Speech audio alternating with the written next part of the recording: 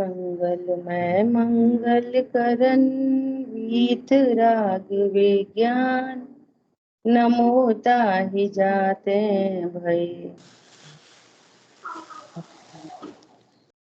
करि महा ग्रंथ करन को कार, जाते मिले समाज सब पावे निज पद राज। नमो अरहंताणं नमो सिद्धाणं नमो आयर्याणं नमो उवज्जायाणं नमो लोये सवसावरम्। मोक्षां प्रकाशक जी ग्रंथ अधिकार 2। मिथ्या भाव अभाव ते जो प्रगटे निज भाव, तू जयवंत रहो सदा यही मोक्ष पाओ।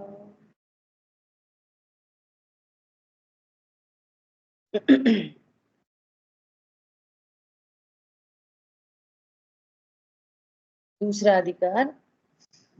अधिकार के अंतर्गत अपनी चर्चा चल रही।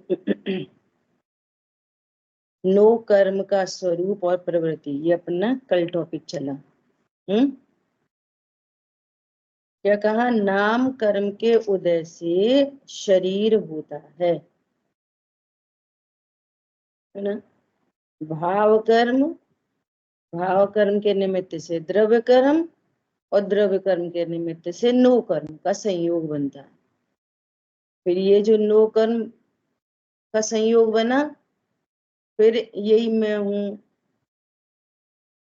मैं इसका करता हूं, भोगता हूं, मुझे लाभ है, हानि है, ऐसी विपरीत मान्यता अगेन भाव कर्म, फिर द्रव्य कर्म, फिर नो कर्म, ऐसी संतति अनादिकाल से चली आ रही है। ठीक है। एक शरीर को छोड़ता है अनंतर समय में, या 2 समय, 3 समय, मैक्सिमम 4 समय में दूसरा शरीर धारण करता है। फिर उसकी वो आयु पर्यंत रहता है, फिर आयु पूर्ण होने पर उस देह को छोड़ता है, फिर नवीन देह धारण करता है। ये चक्र चला ही आ रहा है ना, ऐसा। अब आगे बात चल रही है नित्य निगोद और इतर निगोद। नित्य निगोद और इतर निगोद, ये क्या चीज होती है? नित्य निगोद, इतर निगोद, है ना। इसके बारे में अपन थोड़ा सा देखेंगे। देखो, वहां अनादि से लेकर प्रथम तो इस जीव के नित्य निगोद रूप शरीर का संबंध पाया जाता है। नित्य निगोद रूप शरीर का संबंध पाया जाता है।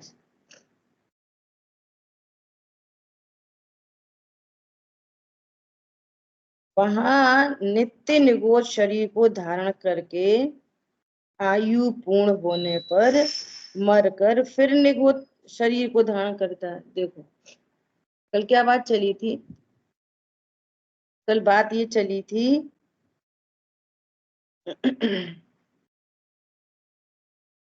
मुझे कुछ मिस हो रहा है। हाँ, ये बात चली थी कि जैसे सोने आदि की खदान होती है ना, खदान, ऐसे ही ये जीव की खदान है नित्य निगूढ़। शब्द से पता चल रहा है नित्य निगूढ़। नित्य निगूढ़ में जीव अनादि से है, वहीं जन्मता है, वहीं मर जाता है, फिर जन्मता है, फिर मर जाता है। अब देखो, व्यवहार ऐसे बोला ऐसे जाएगा, जन्मता है, मर जाता है। कल बात आई गई थी। जन्मना किसको कहते हैं? कि आत्मा और शरीर का नवीन संबंध बनना जन्म है, और आत्मा और शरीर का वियोग हो जाना मरण है। बाकी न तो कोई जन्मता है और ना ही कोई मरता है। इस दुनिया में कोई नहीं जन्मता, ये सब झूठी बात है। अब गाँवों पर ध्यान नहीं देना। ना ही तो कोई जन्मता है और ना ही कोई मरता। कौन जन्मा? जीव जन्मा क्या? बोलो। असंख्यात प्रदेशी ज्ञान स्वरूपी भगवान आत्मा नई बन गई, नई जन्मी? नहीं जन्मी। अच्छा, पुद्गल परमाणु नए बने? वो भी नहीं बने। स्कंद नया है। क्या बोला? तो वो तो पुद्गल की पर्याय है, पर्याय का काम ही है उत्पन्न होना और विनाश होना। देखो, पुद्गल का भी उत्पन्न होना विनाश होना, पर्याय का भी समझना। पर्याय परिणमन करती है, उसका ही नाम है नाश होना। क्या बोला? बस परिणमन करते हैं, वे पुद्गल परमाणु परिणमित होते हैं बस। तो एक नया टाइप का स्कंद बन गया, तो कहेंगे कि शरीर उत्पन्न हुआ, न्यू टाइप। अब वो जो परमाणु उसमें थे स्कंद में, वे परमाणु समझो मनुष्य शरीर है तो जला दिया, तो जितने नंबर ऑफ पुद्गल परमाणु सेम टू सेम रहेंगे। एक सिंगल पुद्गल परमाणु का नाश नहीं हो सकता, सिंगल वन। क्या हुआ? वे परिणमन कर गए। जो लिक्विड थिंग्स थी वो वाटर वेपर से उड़ गए, कुछ वो राख बन गए। लेकिन एक सिंगल पुद्गल परमाणु खत्म हो गया, नाश हो गया? नहीं।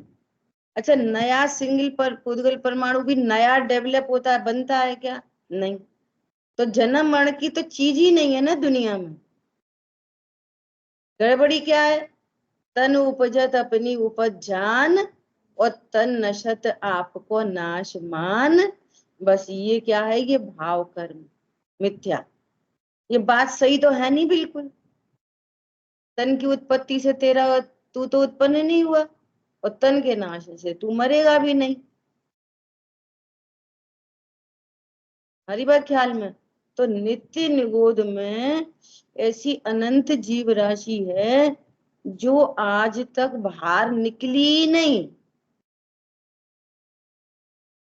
उसके लिए समझने के लिए उदाहरण क्या दिया था? जैसे इतना सोना ऑर्नामेंट्स बन रहे हैं, सब पहन रहे हैं, कर रहे हैं, लेकिन अभी भी ऐसा कोई सोना है कि नहीं जो खदान में पड़ा ही होएगा? और ऐसा भी कोई सोना होगा कि नहीं जिसके बारे में किसी को पता ही नहीं चलेगा और पड़ा ही रहेगा, कोई उसे निकालेगा ही नहीं कि यहाँ पे भी कोई सोने की खदान है, इस घर के नीचे सोने की खदान है। तो किसे पता? यहाँ कोई ड्रिलिंग करेगा भी नहीं, यहाँ तो कोई टेस्टिंग करेगा भी नहीं। और पढ़ियो पढ़ियो, विचार करो, ऐसी अनंत जीव राशि है जो नित्य निगोद में ही वो नए शरीर को धारण करती है, पुराना शरीर छोड़ती है, नए शरीर को धारण करती है, पुराना शरीर छोड़ती। उसको कहते हैं वहीं पे जन्म रहा वहीं मर रहा। जन्म मर का कंसेप्ट समझना। भाषा चलेगी व्यवहार की, इंद्रिय ज्ञान की भाषा चलेगी, और अतीन्द्रिय बात को समझनी है। बात कैसी है अतीन्द्रिय? जो ये चर्म चक्षु से नहीं दिखेगी, ये चर्म कान से समझ में नहीं आएगी, ज्ञान से समझ में आएगी। ओहो, न जीव उत्पन्न हुआ, न पुद्गल उत्पन्न हुए, न जीव मरा, न पुद्गल मरे। बस नवीन शरीर धारण होता है और पुराना शरीर छूटता है। ऐसी अनंत जीव राशि अनंत काल से नित्य निगोद में है। हम तुम भी पहले निगोद में ही थे, ठीक है? ऐसा। फिर आयु पूर्ण कर मर कर नित्य निगोद शरीर को ही धारण करता है। फिर वहां मरता है, फिर उसी शरीर को धारण करता है, फिर वहां मरता है, फिर उसी शरीर को धारण करता है। विचार करो। इस प्रकार अनंतानंत प्रमाण सहित जीव राशि है, सो अनादि से वहां ही जन्म मरण किया करती है। वे निकले ही नहीं है अभी तक निगोद से। बोलो, कोई टेंशन है? नहीं? ठीक है। अब वहां से 6 महीना 8 समय में 608 जीव लगातार निकलते रहते। 6 महीना 8 समय में 608 जीव निकलते हैं और निकलते रहते, लगातार निकल रहे। ठीक है, वे निकलकर अन्य पर्यायों को धारण करते हैं। अब देखो, बहुत समझने की बात है, ध्यान से सुनना। कोई निगोद राशि से जीव बाहर निकला, है ना, तो एक इंद्री में चला गया। इसमें पृथ्वी, जल, अग्नि, पवन, प्रत्येक वनस्पति, एक इंद्री पर्याय में। अब एक इंद्री पर्याय में आया। अब एक इंद्री पर्यायों की भी आयु बहुत है, उनकी भी, है ना, पृथ्वी, जल आदि की। और वहां से मरकर फिर वापस निगोद में चला जाए, फिर एक इंद्री में आए, फिर निगोद चला जाए, फिर एक इंद्री, फिर निगोद, फिर एक इंद्री, फिर निगोद। बोलो। दुर्लभ लही ज्यों चिंतामणि, त्यों पर्याय लही त्रस्तणी। वहां से भी एक इंद्री निगोद, एक इंद्री निगोद, एक इंद्री निगोद, ऐसे चलता रहता कार्यक्रम। फिर बहुत मुश्किल से कोई जीव 2 इंद्री में आता है। आई बात ख्याल में? अभी चर्चा करेंगे कि एक इंद्री पर्याय में भी कितने काल तक रह सकता है। यहाँ पे लिखा है। हाँ, लेकिन लेकिन एक इंद्री और निगोद में अंतर है। क्या अंतर है? कि पृथ्वी, जल, अग्नि, पवन, वायु, है ना, ये सब हैं एक इंद्री, सुनना। और जो वनस्पति है ना, वनस्पति, इसमें 2 भेद होते हैं, है ना, साधारण और प्रत्येक। तो जो साधारण वनस्पति है वो निगोद, वो है निगोद, साधारण वनस्पति। तो उसको पृथ्वी का नहीं, कोई से भी नहीं। पृथ्वी, जल, अग्नि, वायु, ये सब एक इंद्री, और वनस्पति भी एक इंद्री। परंतु वनस्पति का विशेष भेद है साधारण वनस्पति और प्रत्येक वनस्पति। तो वो साधारण वनस्पति का भेद है निगोद जी, साधारण। प्रत्येक मतलब जिसका स्वामी एक हो। प्रत्येक वनस्पति मतलब जिसका स्वामी एक एक हो, उसके आधार से रहते हो, वो अलग बात है। लेकिन ये निगोद का जो जीव है, ये तो एक शरीर और अनंत जीव राशि, एक शरीर और अनंत जीव राशि, अनंत। तो उनका जीवन, मरण, उनकी आयु, उनका भोजन, उनका श्वासोच्छ्वास एक ही है। वे इकट्ठे पैदा होते, इकट्ठे मर जाते, इकट्ठे सांस लेते, इकट्ठे उनका जो भी आहार है वो एक साथ। जैसे जैसे ये मनुष्य शरीर है, इस मनुष्य शरीर के आधार से भी बहुत जीव राशि रहती है, लेकिन सब उनका शरीर अलग और हमारा शरीर अलग। और निगोद में शरीर एक ही और जीव राशि बहुत, उसको पर्टिकुलर को बोलते हैं निगोद। तो वो निगोद से निकल के पृथ्वी में आया, फिर निगोद चला गया, फिर रहेगा बहुत काल तक, फिर वहां से निकला, जल में आ गया, फिर निगोद, फिर वहां से निकला, बना उसमें आ गया, अग्निकायिक में, फिर चला गया निगोद। ऐसे अनंत काल बिताता है। फिर कोई 2 इंद्री में आता है, कोई।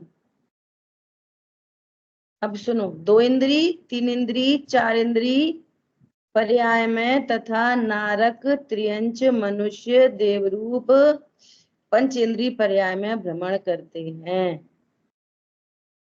कोई भी जीव मरकर निगोद से निकलकर डायरेक्ट मनुष्य पर्याय में कभी नहीं आता। बीच में एक आध पर्याय 2 इंद्री 3 इंद्री आदि की होती है। जैसे भरत चक्रवर्ती के पुत्रों का उदाहरण है, निगोद से निकले और हाँ एक गिजाई की पर्याय में आए, 2 इंद्री या 3 इंद्री, और फिर वे भरत चक्रवर्ती के पुत्र हुए। ठीक है, ऐसा देखो अभी क्या कहना है यहाँ पे, सुनो। वहां कितने ही काल भ्रमण कर फिर निगोद पर्याय को प्राप्त करें, सो उसका नाम इतर निगोद है। नित्य निगोद और इतर निगोद। नित्य निगोद मतलब जिसमें से जीव राशि निकली नहीं अभी तक, वो नित्य निगोद। और वहां से जीव राशि निकलती है 6 महीने 8 समय में 608। ठीक है, अब वो वहां से 1 इंद्री 2 इंद्री 3 इंद्री 4 इंद्री पंचेंद्री पर्याय में आए और फिर वापस निगोद में चला जाए। तो अब कौन सा निगोद है, वो इतर निगोद। अब सुनना, ये निगोद किसी स्थान का नाम नहीं है। निगोद क्या है, जीव के भावों का संबंध है इससे।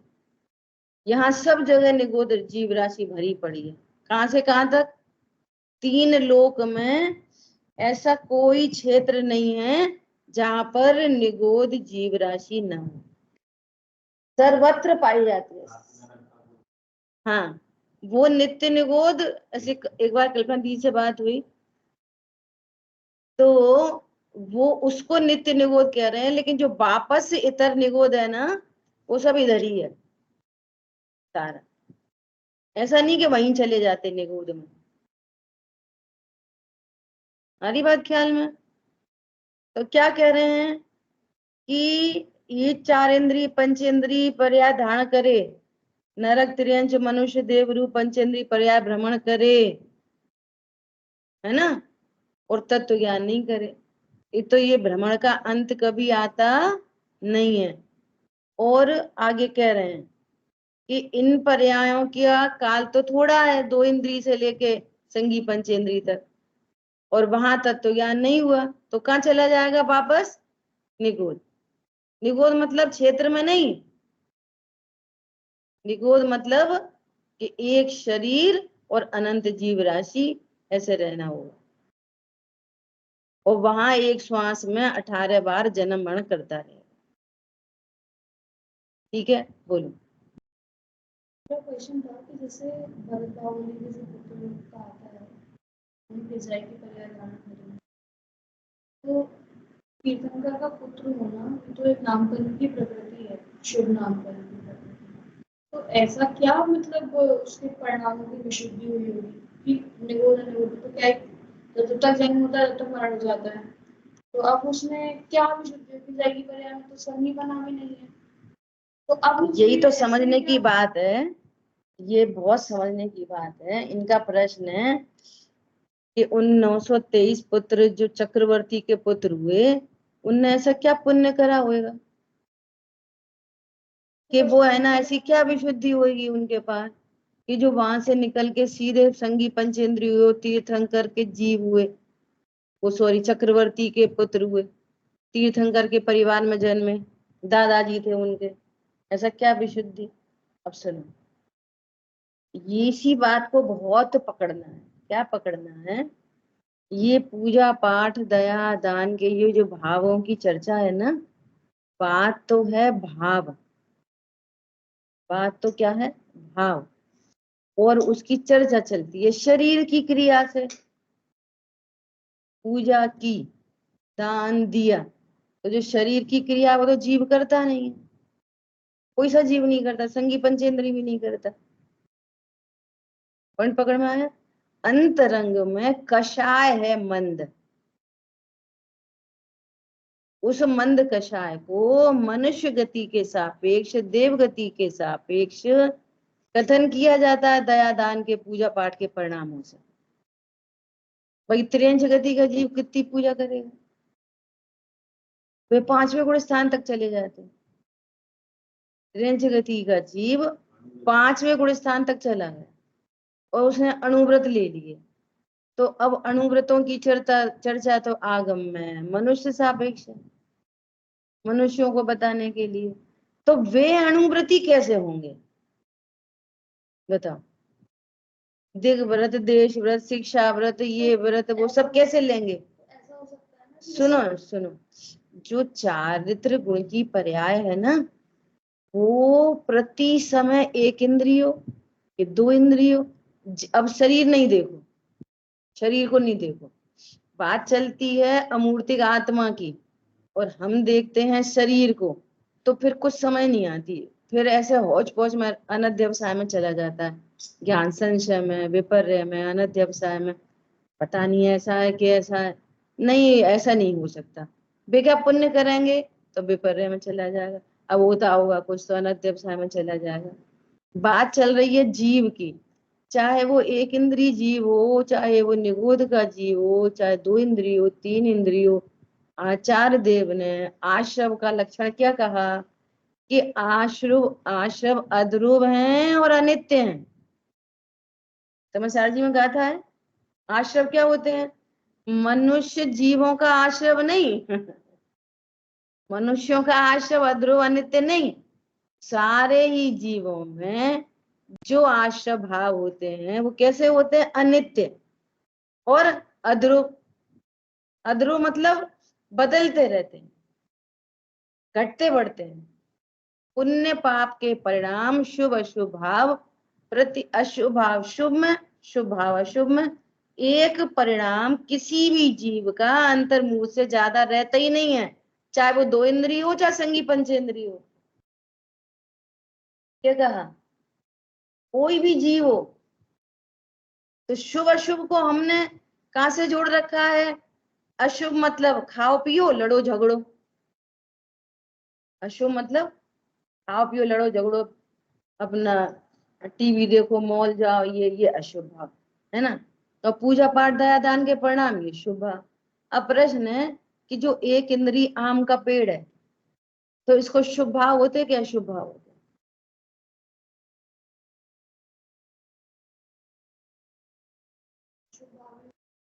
अनध्यवसाय में नहीं बोलो, निर्णय करके बोलो। जो पेड़ दिख रहा है ना, जो पेड़ दिख रहा है ना, वो तो शरीर है, और जो जीव है ना, जानने देखने वाली वस्तु, वो कैसी है, द्रव्य गुण पर्याय मई उत्पाद व ध्रुव युक्तम सत, सारे जीव ऐसे होते हैं। तो जिसको एक इंद्री पर्याय मिली है, तो वहां पे भी कैसा जीव है, जो निगोद में सोई मुझ में सोई मोक्ष में जा, जीव तो सब जगह एक ही है। तो वहां पर भी क्या है, ध्रुव भगवान आत्मा, सिद्धों जैसी भगवान आत्मा, और पर्याय कैसी है, ज्ञान श्रद्धा चारित्र की पर्याय। तो ज्ञान में कैसा है, इतना इतना मंद ज्ञान, इतनी ज्ञान की विराधना की कि ऐसा ज्ञानावणी कर्म बंधा कि ऐसे अक्षर के अनंत वे भाग ज्ञान रह गया, ऐसी ज्ञान की पर्याय उत्पन्न हो रही है उसको। श्रद्धा की पर्याय कैसी उत्पन्न हो रही है, तीव्रतम मिथ्यात्व, तीव्र मिथ्यात्व। चारित्र की पर्याय कैसी उत्पन्न हो रही है, तीव्र, हाँ तीव्र संक्लेश भाव। पर वो तो वही नहीं कर पा रहा ना कुछ भी, तो व्यक्त नहीं हो पा रहा, उसको शरीर ऐसा मिला, परिणाम तो पूरे हैं। तो जीव यही तो कह रहे हैं, जीव को जीव से देखो, जीव को देख रहे शरीर से। अब उसके परिणाम भी एक इंद्रिय परिणाम के भी बदलते रहते, शुभ अशुभ शुभ अशुभ शुभ अशुभ शुभ अशुभ। अब आयु बंद का काल आया जिस समय, उस समय शुभ भाव थे, तो चला गया दो इंद्रिय जी पर्याय में, और दो इंद्रिय पर्याय में भी शुभ अशुभ शुभ अशुभ शुभ अशुभ चली रहा चली रहा चली रहा। अशुभ भाव हुए, उसी समय आयु बंद का काल हुआ, तो फिर एक इंद्रिय में चला गया, फिर निगोध में चला गया, और ऐसे शुभ भाव हुए, संगी पंचेंद्र में चला गया। इसके लिए पूजा पाठ नहीं चाहिए, ये तो परिणाम है। इसलिए इसलिए यहाँ हमारी क्लास में आया करो तो भेद विज्ञान हो, इसलिए जीव को जीव से देखना समझ में आए। अरे बात समझ में नहीं आई ना कि आई, बोलो बोलो डाउट बोलो। मेरा डाउट ये था कि जैसे ठीक है आपने कहा, पर अब जैसे उसके पास संगी बना नहीं है, अब हमें और उनमें वही तो अंतर है कि मेजरली हम वो भी 5 इंद्रिय हो सकते हैं, तो हमारे पास कौन 5 इंद्रिय हो सकते हैं? त्रियंश भी है, हाँ मैं त्रियंश भी ठीक है, ठीक है। तो मेरा क्वेश्चन ये है कि जैसे संगी बना तो हमारे पास है, तो हम ज्यादा जान सकते हैं, फील कर सकते हैं, समझ सकते हैं, तो वो इसकी आवाज आ रही है आप लोग को? आवाज आ रही है? पास में आ जाओ। मेरा था कि जैसे हम तो संगी है तो हम ज्यादा फील कर सकते हैं, तो हम ज्यादा मिथ्या तो और हम ज्यादा दर्शन होने की प्रवृत्तियों का बंद करेंगे ना। पर वो तो नहीं कर सकते, मतलब कर सकते हैं पर किस तरीके से वो मुझे समझ नहीं आ रहा, मतलब उनका हमसे ज्यादा होगा या कम होगा। देखो, उनको हमसे कम मिथ्यात्व होगा, ठीक है, क्योंकि वे मिथ्या, ये सेकंड मैटर हो गया, ये मैटर अभी दूसरा है। पहले तो ये नक्की करो कि जो एक इंद्रिय है, दो इंद्रिय है, जीव का वर्णन शरीर सापेक्ष किया गया है। जीव कभी भी इंद्रिय वाला नहीं होता। कैसे बताएं अमूर्तिक जीव को, कैसे बताएं कि यहाँ पर जीव है, तो कहेंगे कि ये एक इंद्रिय जीव है, तो शरीर सापेक्ष जीव का कथन है वो। तो जीव कैसा है? जीव तो द्रव्य गुण पर्याय वाला जैसा होता वैसा ही है, जैसे हम तुम में जीव है वैसा उनमें जीव है। अब जैसे हम ये समझ रहे हैं, संगी पंचेंद्रिय जीव ऐसा समझ रहा है कि मैं मनुष्य हूं। अब भाषा पे नहीं जाना, भाव पे जाना। क्या समझ रहा है? जो देह है सोई मैं हूं, तो वो एक इंद्रिय भी समझ रहा है जो देह है सोई मैं हूं। जिनागम शब्द क्या है? भाव कलंक की प्रचुरता से। तो भाव कलंक उसके पास कहां से आया? वो तो कुछ जानता ही नहीं। अरे ज्ञान दर्शनमय जीव है, वो जानता देखता है ना, तो उसको जितना भी प्रगट ज्ञान है, उस प्रगट ज्ञान से उस प्रगट ज्ञान से वो ऐसा ही जानता है कि मैं देव। ये उसका भाव कलंक है। क्या कहा? ये भाव कलंक की क्या है? उसको प्रचुरता। भैया ये नित्य निगोद में जीव क्यों रहता है? क्या क्या कारण है? ये जीव नित्य निगोद में इतने अनंत काल क्यों रहता है? इसका कारण क्या है? कि उसको तीव्र कर्मों का बंध है? नहीं नहीं, भाव कलंक की प्रचुरता से। जिन शासन में कर्मों की बात सिर्फ निमित्त का ज्ञान कराने के लिए की गई है, हमेशा के लिए गांठ बांध लेना इस बात को। कर्म की बात जिन शासन में निमित्त का ज्ञान कराने के लिए की गई है, न कि पराधीनता बताई गई है कि जीव कर्म के पराधीन है। जीव कभी निमित्त के पराधीन नहीं, कभी नहीं होता। अब सुनो, भाव कलंक की प्रचुरता भी कैसी चीज है। ककड़ी के चोर की कहानी सुनिए। एक बार ऐसा हुआ कि एक राजा, उसके बगीचे में ककड़ी लगी थी, और एक सामान्य व्यक्ति था नगर में, तो उसकी पत्नी को भाव आया कि मुझे तो ककड़ी खानी है। तो उसने ढूंढा कि ककड़ी कहाँ लगी, ककड़ी अब बाजार में तो ककड़ी थी ही नहीं। तो राजा के बगीचे में ककड़ी लगी थी। और देखो, राजा रानी दोनों बगीचे में बैठे थे,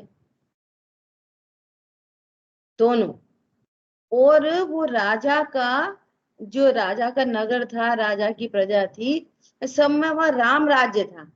सब लोग खुश थे राजा से, राजा प्रजा से खुश थी और प्रजा राजा से खुश थी, है ना। तो वो गया और उसने धीरे से ककड़ी तोड़ी और निकल के जाने लगा, तो सैनिकों ने देख लिया और उसको पकड़ लिया। सुनना, बहुत तुम्हारा आंसर आ रहा है, ठीक है। तो राजा ने उसको दरबार में हाजिर करवाया और राजा ने उसको फांसी की सजा सुना दी, फांसी की सजा। तो पूरे नगर में हंगामा मच गया, ककड़ी के चोर को फांसी की सजा, ककड़ी चुराने पे फांसी की सजा। इत्तू सा निगो दिया, वो क्या समझता होएगा? ककड़ी के पूरे नगर में शोर मच गया, ये तो राजा का योग्य वो नहीं है, योग्य न्याय नहीं। तो इतनी सी ककड़ी के मारे फांसी की सजा देते क्या कोई? तब राजा ने बताया, अरे इस नगर में मेरे रहते हुए, मेरे बगीचे में बैठे होने पर भी ये मेरी आंखों के सामने ककड़ी चुरा सकता है, तो ऐसे चोर के रहते हुए मेरी प्रजा कैसे सुरक्षित रह सकती है? बात ककड़ी की नहीं है, बात इसके शातिरपने की है। बात इसकी नहीं है ककड़ी चुराई कि रानी का हार चुराया। 1 रुपया का चोर चोर, और 1 करोड़ का चोर चोर नहीं। इसने तो 1 ही रुपया चुराया जी, इसने क्या चोरी? अरे चोरी का संस्कार है ना, चोरी की वासना है ना, वासना इसका फल है। अब वो एक इंद्रिय बेचारा क्या हिंसा झूठ चोरी कुछ ही परिग्रह करता होगा? तो हिंसा झूठ चोरी कुशील परिग्रह मूल में तो आचार्यों ने ऐसे ऐसे अनंत उपकार किए हैं। मूल में तो ये 5 पाप ही नहीं है, पाप तो एक ही है, हिंसा। ये तो उसके इसको हिंसा को समझाने के लिए भेद किए हैं। पुरुषा सिद्धि उपाय में अमृतचंद आचार्य देव कह रहे हैं, बाल बुद्धि जीवों के लिए 5 भेद किए हैं। 5 भेद है नहीं एग्जैक्टली, समझ आई बात? मूल में है हिंसा, और हिंसा क्या है? मारना सताना नहीं, राग की उत्पत्ति हिंसा। जैन शासन अद्भुत है, और उस हिंसा की जो कषाय की मंदता है, राग की मंदता, ये शुभ भाव रूप अहिंसा है। और जहां न हिंसा उत्पन्न हुई ना अहिंसा उत्पन्न हुई, जहां साम्य भाव उत्पन्न हुआ, उसका नाम धर्म है। अभी आशव और संवर के बारे में भी सही तत्व ज्ञान होना महादुर्लभ बात है। ये क्या बोला? जो तीव्र कषाय है वो हिंसा झूठ चोरी कुशील परिग्रह। अब एक इंद्री में कैसे देखोगे हिंसा झूठ चोरी कुशील परिग्रह? वो किसकी बीवी को छेड़ने जाता है, वो किसके घर की चोरी करता है, तो फिर ये सिद्ध हो जाएगा ना कि उसको हिंसा होती नहीं। ये सिद्ध होगा ना तो फिर तो उसको वीतरागता माननी पड़ेगी। पेड़ में पेड़ कैसा होता है? वीतरागी।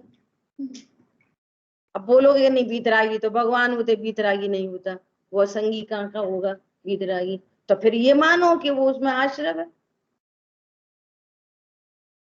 लॉजिक से बात समझो, आ रही बात ख्याल में? उसको क्या है एक इंद्रिय जीव को पूरे हिंसा झूठ चोरी कुशील परिग्रह। अब हम देखते हैं चर्म चक्षु से, सो मैं हिंसा मतलब परिभाषा बाल बोध में लिखी है ये परिभाषा। अब बाल बोध वाले नहीं हो तुम, तो आत्मार्थी से 12th करके आए हो। अब थोड़ी बाल बुद्धि है, और एमए कर रही है ये, बोलो। अब थोड़ी बाल बोध की बात चलेगी, अब तो एमए पढ़ रहे हो तो फिर एमए की बात चलेगी। एमए की बुद्धि होनी चाहिए, भेद विज्ञान। एमए की बुद्धि मतलब भेद विज्ञान। जीव को जीव से देखो और शरीर को शरीर से देखो। ख्याल में आई बात? ऐसा धवलाजी ग्रंथ में आया क्या? सुनो, बहुत जबरदस्त प्रकरण है। एक इंद्री से कोई जीव 2 इंद्री में आया तो उसके संक्लेश के स्थान भी बढ़ गए और विशुद्धि स्थान भी बढ़ गए। अब 2 इंद्री हो गई ना, अब उसका क्षयोपशम अधिक हुआ। क्षयोपशम अधिक हुआ ना, तो उसके परिणामों में संक्लेश के स्थान भी बढ़ेंगे और विशुद्धि के स्थान भी बढ़ेंगे। क्यों? वो दोनों आश्रव है ना, तो तीव्र कषाय की भी वृद्धि होगी और मंद कषाय की भी वृद्धि होगी मंदता के एंगल में। तो अब इसका समाधान करो। समाधान कैसे?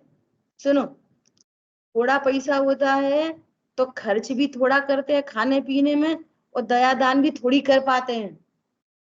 दया भी कितनी करोगे? दान भी कितने दोगे? तुम्हारे घर में 100 रुपए की सब्जी रोज आती है, तो कितने रुपये दान करोगे? 100 ही दान कर पाओगे। 500 कर दोगे, 1000 की कोटि में नहीं जाएगा। और पैसा बढ़ गए तो तुम्हारे लिविंग स्टैंडर्ड भी बढ़ जाएगा और दान भी बढ़ जाएगा। पैसा धन बढ़ने पर दोनों चीजें बढ़ेंगी ना। इसलिए जैसे जैसे क्षयोपशम बढ़ता जाएगा, क्षयोपशम के अनुसार इंद्रियां बढ़ती जाएंगी। इंद्रियों का बढ़ना प्रकृति का इतना सुंदर रूल है। क्षयोपशम बढ़ा तो इंद्री बढ़ी। क्या बोला? क्षयोपशम बढ़ेगा तो इंद्री बढ़ेगी, तो उसके अनुसार संक्लेश स्थान भी बढ़ जाएंगे और विशुद्धि स्थान भी बढ़ जाएंगे। ऐसा तो आते आते संगी पंचेंद्री तक, संगी पंचेंद्री वाला जीव एक इंद्री नरक नहीं जाता, 7वें नरक। संगी पंचेंद्री 7वें नरक जाएगा और संगी पंचेंद्री ही सर्वासिद्धि जाएगा। संगी पंचेंद्री ही बहुत पाप कर लेगा और संगी पंचेंद्री बहुत पुण्य कर लेगा और संगी पंचेंद्री ही धर्म करके मोक्ष चला जाएगा। आ गई बात समझ में? अब सुनो, अब इस अनुसार से फिर वापस आ जाओ। टेबल पर केस आया तो पूरी तरह सॉल्व करना चाहिए, है ना? फिर वापस आ जाओ। फिर तो अभी बात चल रही थी कि एक इंद्री बहुत मिथ्यात्व बांधता है, तो फिर तो संगी पंचेंद्री बहुत बांधेगा ना। सच्ची बात है क्या? संगी पंचेंद्री 33 सागर का दर्शन वो ही नहीं बांधता, और एक इंद्री एक सागर का ही बांधता है बस। तो कम मिथ्यात्व बंधाना उसको। समझ में आ रही है? कम बंधाना। सुनो, कम होने पर भी तू प्रयास करने के लायक नहीं है, इसलिए तुझे भाव कलंकी की प्रचुरता है। एक व्यक्ति है जो 50 किलो वजन उठा लेता है, और एक व्यक्ति है जो 1 ही किलो नहीं उठा पा रहा, तो तू कितना बीमार है? 1 किलो ही नहीं उठा पा रहा। समझ आई बात? ये है भाव कलंकी की प्रचुरता। ठीक है, क्लियर हो गई बात? ऐसा तो एक इंद्री को काय से देखेंगे? पेड़ से, आंखों से, काय से? कैसा देखेंगे उसको? जीव द्रव्य गुण पर्यायमयी वस्तु। तो जो द्रव्य गुण पर्यायमयी वस्तु है, तो वो भी त्रिकाली ध्रुव भगवान आत्मा है कि नहीं? देखो चरणान योग में पानी छानोगे तो क्या देख के छानोगे? तो कौन सा जीव देखे? एक इंद्री देख के नहीं छानोगे, ध्रुव देख के छानोगे। ध्रुव पर्याय देख के नहीं, द्रव्य देख के, ध्रुव देख के। ओ ये तो मेरे जैसा ही है, तभी तो छानोगे, नहीं क्यों छानोगे? ध्रुव दृष्टि के बिना पानी छानना जड़ की क्रिया है। और पर्याय देखोगे तो क्या समझोगे? इसकी कितनी हीन पर्याय हो गई, कैसी हीन। सुनो, ध्रुव दृष्टि से पानी छानोगे, अरे ये तो पूरा जीव है, हमारे तुम्हारे जैसा जीव है, सिद्धों जैसा जीव है, लेकिन जो उसकी देखो फिर भी इसकी पर्याय कितनी हीन हो गई। इसकी पर्याय कैसी हो गई? इतनी हीन पर्याय हो गई। तो पर्याय देख के क्या हो गए, क्या करोगे? पर्याय देख के पानी नहीं छानोगे, पर्याय देख के सावधान हो गए। सो हम तो अकेला पानी छान लेते, ना ध्रुव देखते ना सावधान होते, तो तुम्हें कछू नहीं लगता वो अकेली क्रिया हो रही। ना तो ध्रुव देखते, ये तो हमारे तुम्हारे जीज है, हमारे यहाँ तो पानी छान के पीते हैं, तो हम भी पानी छान के पीते हैं। तो ये कुल परंपरा वाले का पानी छानने की क्रिया होने पर भी मोह टस से मस नहीं होता, वो क्रिया हो रही है जिनागम की। पॉइंट पकड़ में आ रहा है? क्रिया कौन सी हो रही है? जिनागम की। और जिनागम की क्रिया आपको किसमें निमित्त बनती है? सम्यक दर्शन में। तो तुम्हारी तो वो क्रिया संबंध से निमित्त ही नहीं बन रही। क्यों? ना तो हम उसको जीव राशि देख रहे सो भेद विज्ञान हो, और ना हम उसको पर्याय पने देख रहे जो हम सावधान हो। रूढ़ी से कुछ अर्थ नहीं है उसका। बन जाएगा थोड़ा बहुत पुण्य। पंडित साहब ने लिखा है ना, देखो देखो रे जीव की विराधना का फल, चेतो चेतो आराधना में मत बनो निर्बल। पाषाण खंड कह रहे कठोरता त्यागो, बोलो शिव मार्ग में, बोलो उत्साह से शिव मार्ग में लागो। बहते हुए झरने कहें धो मिथ्यात्व मल। तो हम तो मैसेज ही नहीं ले रहे। जे रोड पे जे है ना गाय बैल भैंस ये सब रोड पे दिख रहे हैं ना, देखो ये मायाचारी का फल है। सीखो, प्रकृति सिखाती है, हम सीखते नहीं है। क्या देखो ऐसे बेचारे की सींग टूट गया, खून टपक रहा है, कौन देखे? और ऐसे ही बेचारा बैठा है, खड़ा होता है गिर पड़ता है। तो दया दया तो आ जाती है, तो मुसलमान को भी दया आ जाती है। उसमें क्या है? सावधान हो जाओ, हो प्रभु ये तिरंच गति का फल है। एक दिन नियम ले लो, आज बिल्कुल झूठ नहीं बोलेंगे। मैं एग्जाम्पल दे रखा है। एक दिन नियम लेके देखो, आज बिल्कुल मायाचारी के परिणाम नहीं करेंगे। तब पकड़ में आएंगे, अरे ये तो मायाचारी है, तो ये मायाचारी है। अरे कछु नहीं होता, कछु नहीं होता। वो सींग टूट जाता है ना, कछु नहीं होता, कछु नहीं होता। फिर कर्म बंधन में भी कछु नहीं होता। ऐसा पूरी प्रकृति क्या कर रही है? पूरी प्रकृति सिखा रही है। ये जो दिखाई दे रहे हैं ना आपको, वो बेचारे वो क्या बोलते हैं, भिकारी। पंडित साहब ने लिखा है, ये देखो भिकारी कंजूसी का फल दिखा रहे। कौन बनता है भिकारी? लोभी व्यक्ति, कंजूस व्यक्ति। सो प्रकृति क्या करती है? प्रकृति में कंजूस ही बना देती है। मांगते रहना ऐसे ऐसे करके, दे दो भैया 2 रोटी है। सुनने में कैसा लगेगा और परिणाम कैसे हैं? विचार करो और बोलो तत्व ज्ञान का परिणाम कैसा गजब का परिणाम। अरे मैं परमात्मा हूँ। जिसने परमात्मा विचार किया तो मायाचारी कहाँ से आएगी? ध्रुव हूँ, परिपूर्ण हूँ, पर से न लगाऊं किंचित भी, पर से मुझे कोई लाभ हानि नहीं, तो फिर कंजूसी किधर से आएगी? अरे अनंतानुबंधी मिट जाएगी। क्यों झूठ बोलेंगे? अभी हम घर से बाहर निकले दर्शन करने, तो हमारे पड़ोस में जैन रहते। वे बोले हमायूं कह दियो भगवान से कछु, हमायूं कह दियो। हमने कहा भैया हम तो तुम्हारे बिना कहे रोज कहते हैं, रोज ही कहते हैं। आप नहीं को तो भी कहते हैं। कैसे कहते हैं? सुखी रहें सब जीव जगत के। कोई कभी ना घबरा, कोई नहीं घबरा। अपने पास इतना अच्छा तत्व ज्ञान है, आप क्यों घबरा गए? आई बात ख्याल में? ऐसा देखो, शाम शाम की क्लास में सब तो आते नहीं है। कल शाम को मैंने एक एग्जाम्पल शेयर किया था, सुनना बहुत ध्यान से।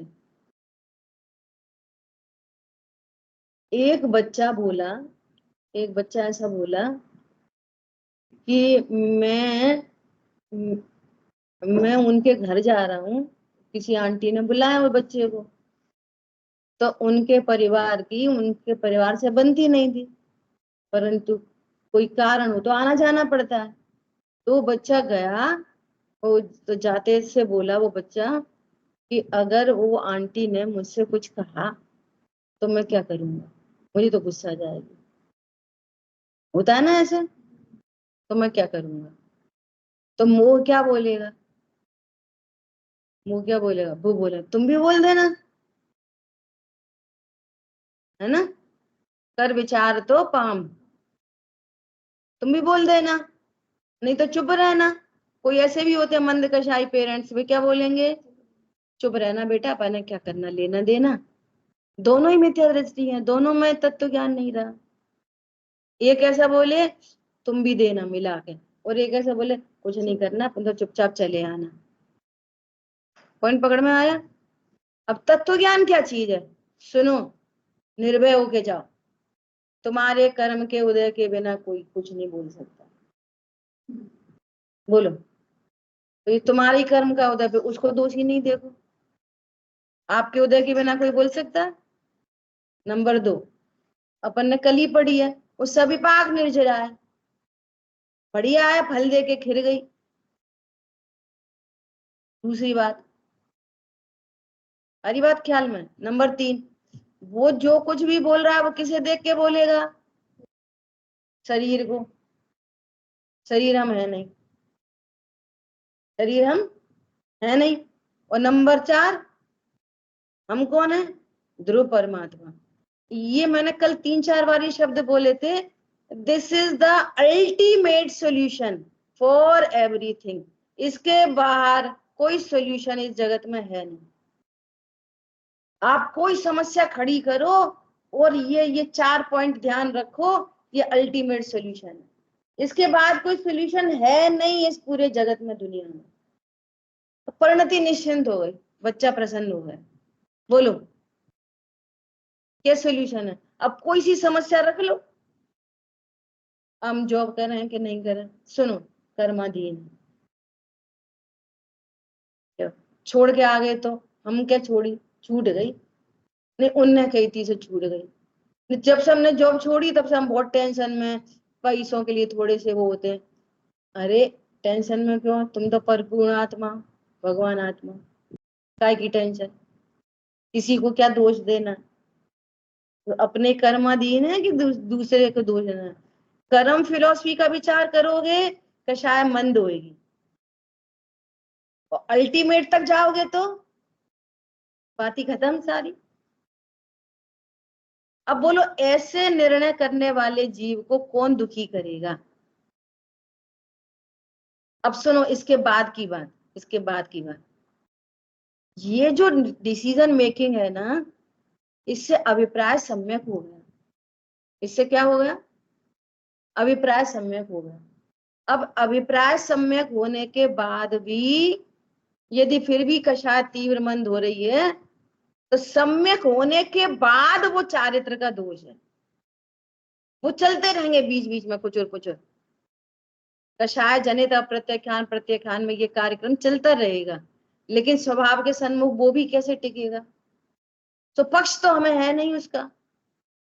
अब गुण स्थान प्रमाण तो होते हैं, होते नहीं भैया, हमें ये कषाय भी नहीं सुहाती, इसका भी अभाव हो। हम स्वभाव का इतना आश्रय करें कि हमें परिपूर्णता की प्राप्ति। वो ज्ञानानंद शावकाचार्य जी में इतनी बढ़िया चर्चा आई है, वो कह रहे हैं हे प्रभु, ऐसा कौन सा दिन आए जब मैं मुनि बन जाऊं और 22 परीक्षा को सहन करूं। तो अपन क्या कहेंगे, हे भगवान मुनि तो बन जाए, 22 परीक्षा नहीं आए। तो सुनो, तुम तत्व ज्ञान करो, क्या बोले, तुम देह दृष्टि से देखोगे तो परी से दुख रूप देखेंगे, और आत्मा से देखोगे तो संवर निजरा तत्व है वो। तत्व ज्ञान करो, वापस जाओ, सांप ने काट लिया, वापस एक पे खड़े हो जाके फिर तत्व ज्ञान करो। जिस दिन वे उपसर्ग परिचय दुख रूप भाषित नहीं हो, उस दिन समझना कि हम तत्व ज्ञान हमारे राइट प्रोसेस में जा रहा है, क्यों वो दुख रूप है ही नहीं। वो प्रभु ऐसा कौन सा दिन आए कि मुझे भी अनंत चतुर्थ प्रकट हो, आपके पास भी तो है, तो मुझे भी तो चाहिए, आप भी जीव हो तो मैं भी जीव हूं, मुझे भी आपके पास ही आके बैठना है। ऐसी बढ़िया बढ़िया भाषा लिखी है बिल्कुल। और ये पूरी भाषा पता किसके अंदर लिखी है? सामायिक के चैप्टर के अंदर। सुन लो कान खोल के ध्यान से, सामायिक के चैप्टर के अंदर ये वाली बातें लिखी हैं। हम सामायिक को कैसे, हमारे आंख बंद करो ऐसे, ज्ञान स्वरूप ओम, अरे बोलने का नाम थोड़ी सामायिक है, निर्णय किया ही नहीं है। जीव जीव आश्रय बंध संवर निजरा मोक्ष का। हमने पाठ पढ़ लिया, पढ़ लो पाठ। सामायिक के अंदर लिखी है भावना ये क्या, कि मैं जीव हूं, इसलिए मैं भी अनंत बन सकता हूं, मैं भी सिद्ध बन सकता हूँ, मैं भी आचार्य, मैं भी साधु बन सकता हूँ।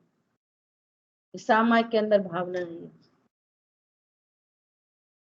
कैसे समझ में आएगी? ये जीव देखोगे तो पकड़ में आएगी बात, नहीं तो शरीर से देखते रहेंगे उठना बैठना और ऐसा ऐसा। वो भी लिखा है, स्वच्छ स्थान पर नहा धो के स्वच्छ कपड़े पहनकर बैठना, ये भी लिखा है। यही तो कहेंगे, थोड़ी कहेंगे चौराहे पे सामायिक करना, योग्य स्थान पर बैठना, सारी वो भी लिखी है, ये भी लिखी है। बोलो। गए थे ना तो वहाँ पे उन्होंने बहुत अच्छी बात कही कि स्वाध्याय में तत्व ज्ञान होता है, लेकिन उसकी सार्थकता सामायिक में होती है। लेकिन उसके बाद भी दो और बहुत चीजें बताई कि तत्व ज्ञान के साथ तत्व निर्णय बहुत जरूरी है, और तत्व निर्णय तत्व विचार के बिना नहीं होगा, और तत्व आपको स्पर्श तब करेगा जब आपका निर्णय बहुत प्रबल होगा, तभी आपको तत्व समझेगा। हाँ वो तो एक ही बात को बार बार कह दिया, तत्व विचार पूर्वक ही। तत्व विचार स्वाध्याय से होता है, स्वाध्याय करो, स्वाध्याय पढ़ने लिखने सुनाने के लिए नहीं करो, स्वाध्याय विचार से विचार करो। अब ये विचार नहीं करेंगे, कर्म का विचार नहीं करेंगे, पर्यायों का विचार नहीं करेंगे, ध्रुव तत्व का विचार नहीं करेंगे, तो कैसे तत्व का निर्णय करोगे? सिंपल सी बात है। अब निर्णय होगा, निर्णय होगा तो कर्म रेखा बदलेगी, निर्णय होने पर मोह मंद होएगा, कषाय मंद होंगी, मंद होंगी तो टूट जाएंगी, टूटेंगी तो साक्षात्कार हो जाएगा, स्वसंवेदन। मोह की चट्टान टूटी, शांति निर्जर बहरा। अब मोह की चट्टान टूटेगी कैसे? तत्व निर्णय से। तत्व निर्णय क्या है? आनंदमयी परिणति है। जिस दिन ध्रुव का आनंद शुरू हो जाएगा, समझना ये तत्व निर्णय। मास्टर की कैसे पता चला हमें तत्व निर्णय? अपनी परिपूर्णता का आनंद। कोई कुछ कह रहा है, हम तो आनंद में, ये है तत्व निर्णय। जैसे जो भी चर्चा की, हम मत जाएंगे तो कोई कुछ कहेगा, तो ये तत्व विचार है। अब तत्व कर्म फिलोसफी को सुनी समझी नहीं, विचार नहीं किया, ध्रुव के स्वरूप को सुना सुना दिया, विचार नहीं किया, तो कैसे करोगे तत्व निर्णय? ज्ञान रिलैक्स, दूसरी भाषा में बोलो, ज्ञान रिलैक्स रहने लगा, ज्ञान निश्चिंत रहने लगा, ज्ञान निर्भर हो गया। ये तत्व निर्णय मैं करता हूँ, ज्ञायक हूँ, देह में हूं नहीं। कषाय मंद होगी, मोह मंद होगा। ध्रुव से देखोगे ना अपने को तो मोह मंद होगा। मैं ध्रुव हूं ऐसा बोलने से मोह मंद नहीं होएगा, फीलिंग से होगा। ऐसी फीलिंग, मैं ध्रुव हूं, मैं तो ध्रुव हूं, तुम तो बेकार लड़की हो, अरे मैं लड़की नहीं हूँ, मैं ध्रुव हूं। तुम्हें खाना बनाना नहीं आता, सास के जाओगी क्या करोगी? अरे मैं तो जाऊंगी नहीं, मैं तो ध्रुव हूं। बोलो, मैं कौन हूं? मैं ध्रुव हूं, परिपूर्ण। तो हम रोटी बनाना नहीं सीखेंगे? सुनो, वो उदयाधीन प्रोसेस है। जितना क्षयोपशम है उसके अनुसार किसी को कैसा औदिक भाव होगा, किसी को बहुत चौका में जाने का भाव है, किसी को कम है, ये तो सारे औदिक भाव हैं, सारे कर्माधीन है, कोई इंटेलिजेंस इनमें चलती ही नहीं है। किसी को बनाने का, किसी को खाने का, किसी को खिलाने का, किसी को घूमने का, ये तो सारे औदिक भाव हैं, और मैं इनसे नहीं आ रहा हूं। तो हम करेंगे ही नहीं, ये करेंगे ही नहीं, करता बुद्धि है। फिर सांप ने काट लिया, एक पे खड़े हुए, चलो फिर से पढ़ो, स्नेक लैडर है ये। फिर खड़े हो जाओ एक पे आके, फिर तत्व ज्ञान की तैयारी करो, फिर तत्व विचार करो, फिर तत्व निर्णय करो। प्रोसेस तो एक ही। सांप काट लेगा तो फिर एक पे आना पड़ेगा। ठीक है, चलो समय अपना हुआ, शेष चर्चा। जिन वाणी के ज्ञान से सूझे लूकालू, तो वाणी मस्तक नमन सदा देत हूँ दो। बोलिए द्वार श्यामयी जिनवाणी माता की जय। जय जिनेन्द्र सभी को। जिनेन्द्र सभी